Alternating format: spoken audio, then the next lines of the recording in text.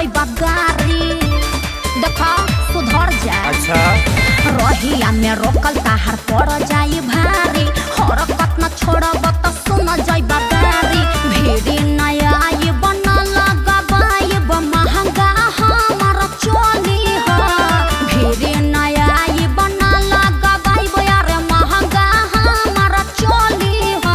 गोरी आज भर डाले त होली हो आदि कत बुझाई त बोली हो गोरी आज भर डाले त होली हो आदि कत बुझाई त बोली हो।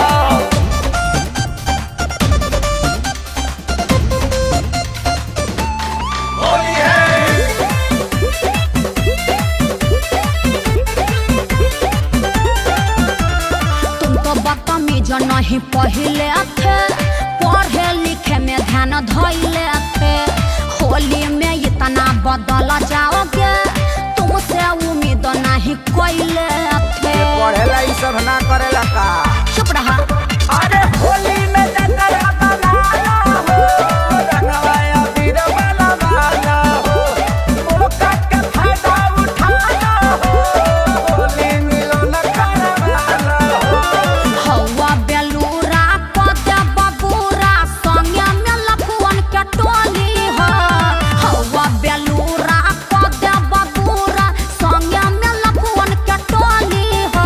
गोरी आज भर डाले त होली हो आदि कत बुझाई त बोली हो गोरी आज भर डाले त होली हो आदि कत बुझाई त बोली हो। अरे हट होने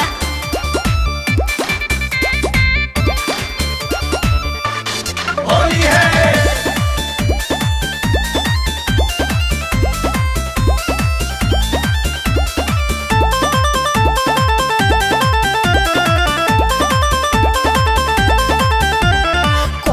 तू जन बरियारी हो रीत समाही खेसारी हो देखिया के रोआ सिहर जाता तोहर मोटा पिचकारी हो। चाइना वाला ना हके हाथी है से डराता हाँ हो डर लगता सुनाए पाया रानी हो होली में कोनो न गानी हो काहे फेरो ना आई जवानी हो खेलीला तू रंग पानी हो।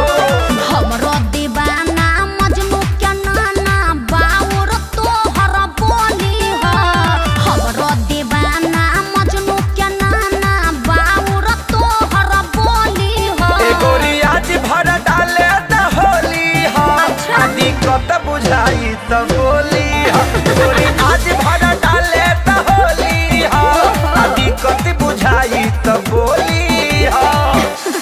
अच्छा ठीक बा लगा लो। आज भर डाले त होली हो आदि कत बुझाई त बोली हो गोरी आज भर डाले त होली हो आदि कत बुझाई त बोली हो।